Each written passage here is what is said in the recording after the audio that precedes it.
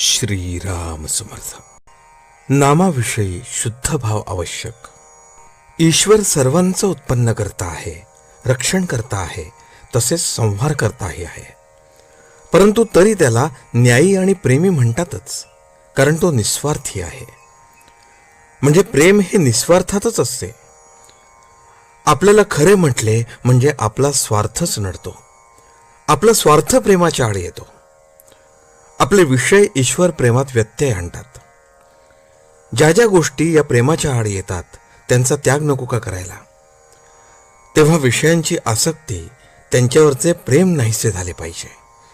आपण ईश्वराचे, संतांचे झाले पाहिजे. त्याशिवाय आपल्याला कशाचीही गरज वाटता कामा नये. एकाच मातीचा जसा गणपती, बाहुले किंवा मडके होते, त्याप्रमाणे ईश्वरही आपल्या भावनेप्रमाणे होतो. म्हणून आपला भाव नेहमी शुद्ध आणि निस्वार्थी असावा. मुळाशी पाणी घातले की झाड वाढते, पण आपण मुळापर्यंत जातच नाही. तेव्हा भाव शुद्ध कसा होईल ते पहावे.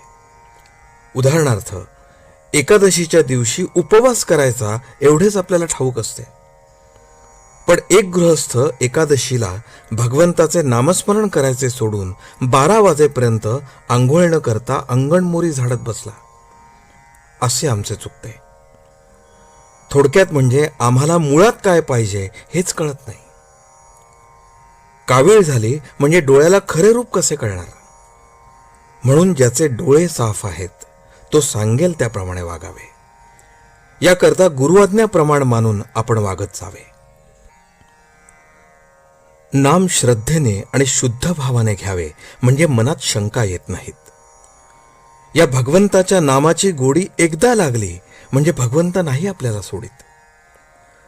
नामाशिवाय दुसरे सत्यच नाही अशी दृढ भावना झाली पाहिजे. जितकी देहबुद्धी अधिक, तितके नाम अधिक घेतले पाहिजे. आज इतके दिवस आपण विषयाचे चिंतन केले, त्याने आपल्या हातात काय आले? नामासारखे सोपे साधन नाही. प्रापंचिक लोक असे म्हणतात की विषयाचा अनुभव तात्काळ येतो, पण भगवंताचा अनुभव हा अनुमानाचा आणि श्रद्धेचा आहे. हे त्यांचे म्हणणे मला पटते.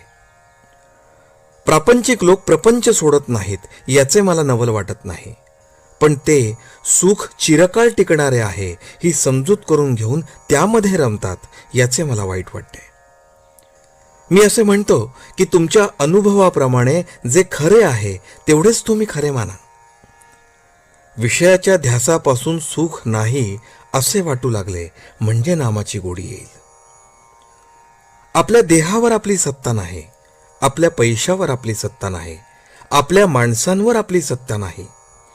म्हणून आपले कर्तव्य तेवढे करावे आणि ते करत असताना आपले मन दुश्चित्त होऊ देऊ नये. आजचे बोधवचन.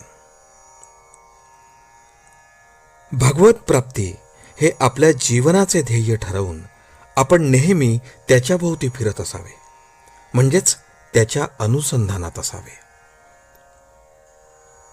जानकी जीवन स्मरण. जय जय राम.